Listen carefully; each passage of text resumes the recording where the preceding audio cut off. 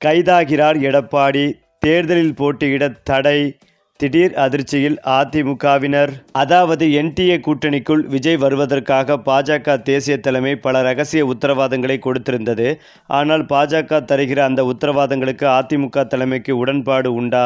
முதலில் அவர்களிடமிருந்து ஒப்புதலை பெறுங்கள் என்று பாஜகவிற்கு தகவல் தந்து விஜயும் ஒரு செக் வைத்தார்.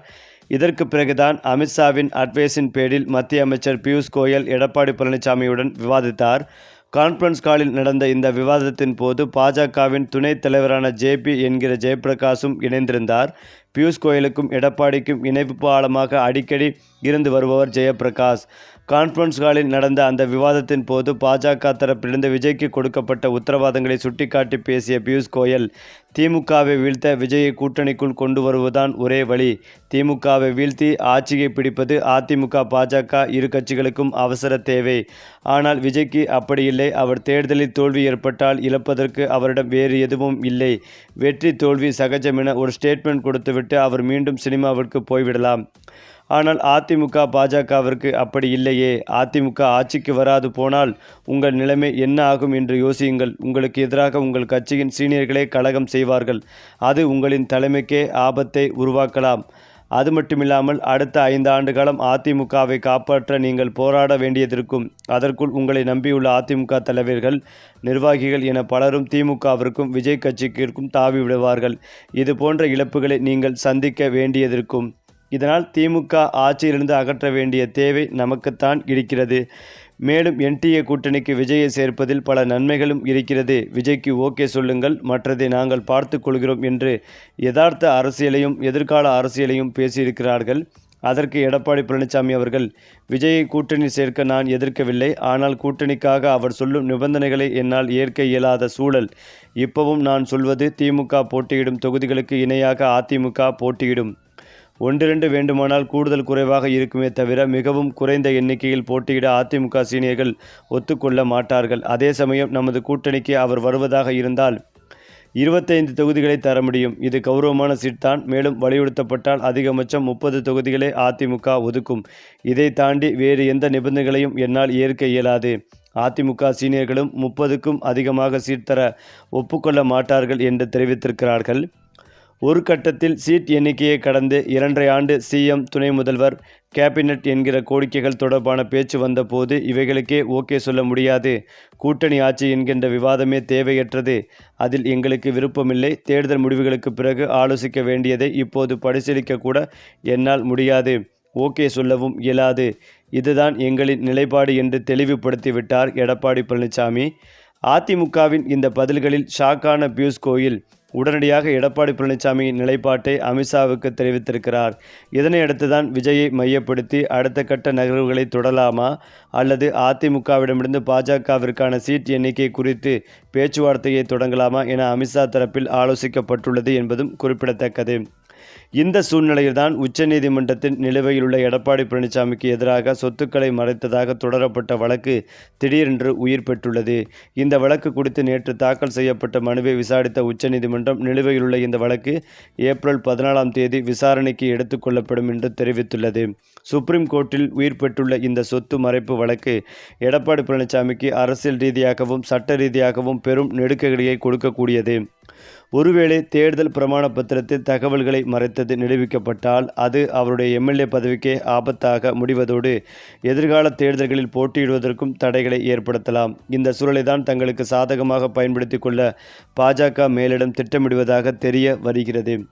எடப்பாடி பழனிசாமி தொடர்ந்து பிடிவாதம் காட்டினால் இந்த வழக்கின் வேகத்தை அதிகரித்து அவரை சட்ட சிக்கலில் முடக்குவது அல்லது கட்சியின் மற்ற சீனியர்களை தங்கள் பக்கம் இழுத்து அதிமுகவை பலவீனப்படுத்துவது என பாஜக காய் நகர்த்தவும் முயலலாம். டெல்லியின் இந்த செக் எடப்பாடியை பணிய வைக்குமா அல்லது அவர் சட்ட போராட்டத்தின் மூலம் மீண்டு வருவாரா என்பதுதான் தற்போதைய தமிழக அரசியலின் $1 மில்லியன் கேள்வி. அது மட்டுமில்லாமல் அதிமுக பொதுச் செயலாளர் எடப்பாடி பழனிசாமி மற்றும் அவருடைய தலைமையிலான கூட்டணியை பற்றி விஜய் தெரிவித்துள்ளதாக கூறப்படும் கருத்துக்கள் அரசியல் வட்டாரத்தில் பெரும் புயலை கிளப்பியுள்ளன. தேர்தல் முடிந்தவுடன் எடப்பாடியாரை அவர்களுடைய கட்சியினரை வெளியே தூக்கி போட்டு விடுவார்கள் என்ற விஜயின் விமர்சனம் அதிமுகவின் உட்கட்சி பூசல்களையும் கடந்த கால தோல்விகளையும் நேரடியாக சுட்டி காட்டுவதாக அமைந்துள்ளது. ஏற்கனவே தொடர் தோல்விகளை சந்தித்து வரும் ஒருவருடன் கூட்டணி அமைப்பது தன்னுடைய அரசியல் எதிர்காலத்தை பாதிக்கும் என்று விஜய் கருதுவது தெளிவாக தெரிய வருகிறது. எடப்பாடி பழனிசாமிக்கு இதுவரை கிடைத்துள்ள 10 தோல்விகளை தொடர்ந்து 11வது தோல்வியும் உறுதியாகிவிட்டதாக விஜய் மிக துணிச்சலாக குறிப்பிட்டுள்ளார். தோற்கப் போகும் ஒருவரை ஏன் நமது இளைஞர் படை காப்பாற்றிவிட வேண்டும் என்ற கேள்வி விஜயின் அரசியல் வியூகத்தை வெளிப்படுத்துகிறது. தன்னை நம்பி வந்துள்ள லட்சக்கணக்கான இளைஞர்களின் எதிர்காலத்தை சிதைக்கும் வகையில் எந்த ஒரு தவறான முடிவையும் எடுக்கத்தான் தயாராக இல்லை என்பதை அவர் இதன் மூலம் உறுதிப்படுத்தியுள்ளார். ஒரு பலவீனமான கட்சியுடன் கூட்டணி அமைத்து தனது வாக்கு வங்கியை அவர்களுக்கு தாரை வார்ப்பதை விட தனித்து நின்று தனது பலத்தை நிரூபிப்பதே சிறந்தது என்ற முடிவிற்கு அவர் வந்துள்ளதாக தெரிய வருகிறது. இளைஞர் தலைமுறை தன் மீது வைத்துள்ள அசைக்க முடியாத நம்பிக்கையை விஜய் தன்னுடைய மிகப்பெரிய பலமாக கருதி வருகிறார். இளைஞர்கள் என்னை முழுசாக நம்புகிறார்கள். அவர்களுக்கு துரோகம் செய்யும் வகையில் நான் கூட்டணி அமைக்க மாட்டேன் என்று அவர் கூறியிருப்பது தமிழக அரசியலில் நிலவும் வழக்கமான திராவிட கட்சிகளின் கூட்டணி அரசியலில் இருந்து அவர் மாறுபட விரும்புவதை காட்டுகிறது.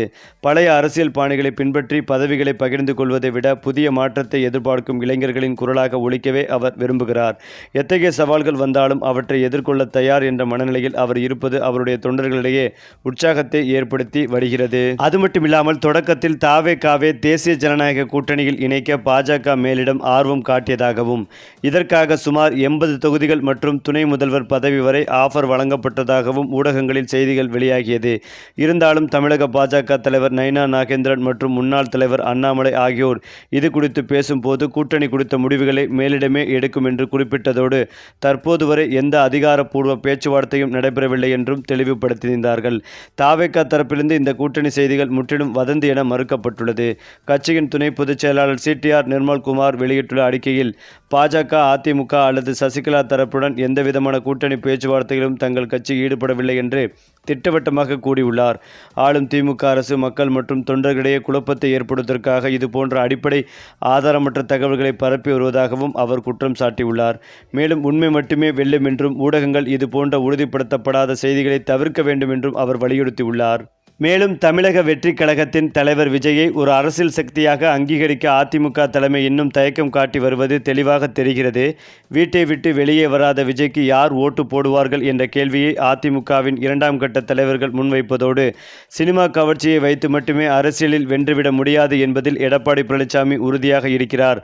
ரசிகர்கள் கூட்டத்தை வாக்கு வங்கியாக மாற்றுவது என்பது எளிதான காரியம் அல்ல என்பதை கடந்த கால அரசியல் வரலாறுகள் உணர்த்தியுள்ளன. அரசியல் என்பது ஒரு நீண்ட கால பயணம் மற்றும் கள போராட்டம் சார்ந்தது. ஆனால் விஜய் இன்னும் ஒரு முழுநேர அரசியல்வாதியாக தன்னை மக்களிடம் நிரூபிக்கவில்லை என்ற குற்றச்சாட்டும் வலுவாக வைக்கப்பட்டு வருகிறது. இப்படி இருக்கும் நெருக்கடியான சூழ்நிலையில்தான் திடீரென எடப்பாடியின் பழைய வழக்குகளை தூசி தட்ட ஆரம்பித்துள்ளார்கள். தேர்தல் நேரத்தில் இந்த வழக்கு விசாரணைக்கு வரவுள்ளதால் அநேகமாக தேர்தலில் போட்டியிட தடை விதிக்கப்படும்.